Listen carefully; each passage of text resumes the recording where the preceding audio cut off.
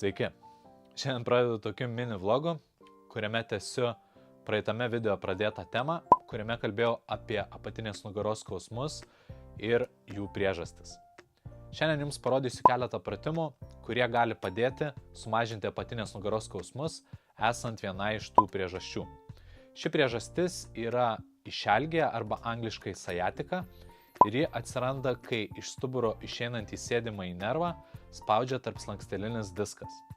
Mes galime jausti skausmą apatinėje nugaroje, tas skausmas gali keliauti koją, leisti žemyn, taip pat gali būti duriantis skausmas sėdmenyse. Pasižiūrėkite pratimus, parodau keletą atpalaidavimo technikų ir taip pat parodau vieną pratimą, kuris yra skirtas sutvirtinti mūsų juosmenį, pilvo presą ir apatinę nugarą. Jis taip pat gali jums padėti. Jeigu jums patiks, pasidalinkite su draugais, parašykite komentarą ir paspauskite like. Gero žiūrėjimo.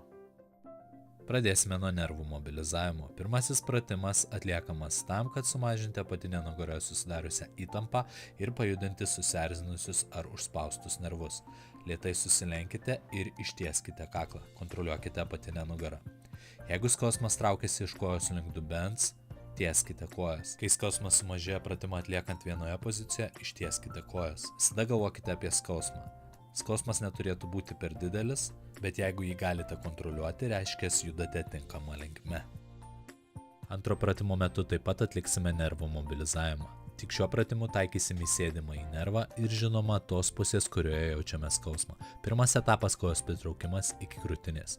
Jei pritraukiant koją jaučiate skausmą, lėtai kartokite pritraukimus, kol skausmas sumažės. Antras etapas, kai kelį galite pritraukti prie pilvo su minimaliu skausmu. Judinkite pėdą pirmin ir atgal. Stebėkite, kaip kinta skausmas. Skausmui sumažėjus pereikite prie trečiojo etapo. Trečias etapas. Tieskit koją į viršų, užlenkę pėdą į viršų. Nuleiskit koją žemyn, ištieskite pėdą. Stebėkite, kaip kinta skausmas.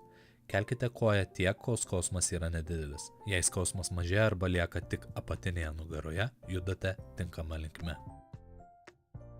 Trečiasis pratimas bus atliekamas tam, kad sumažinti įtampą apatinėje nugaroje.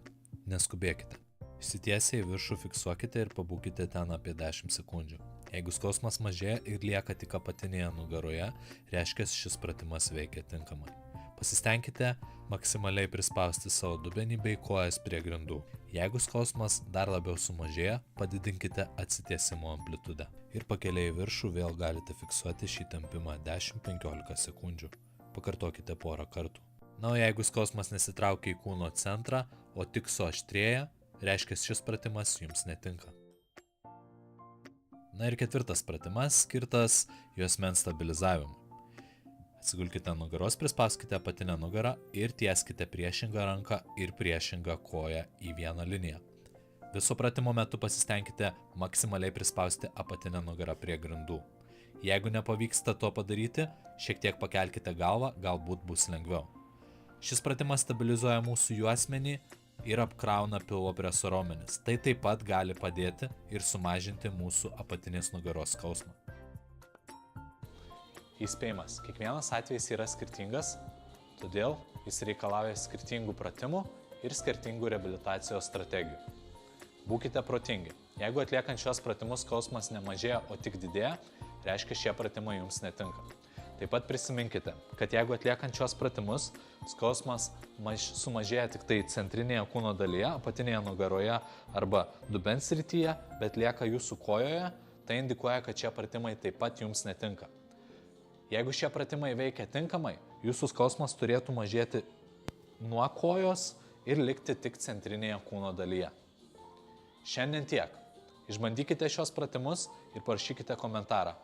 O geriau susiraskite profesionalą, kuris padėtų jums susitvarkyti su savo skausmu.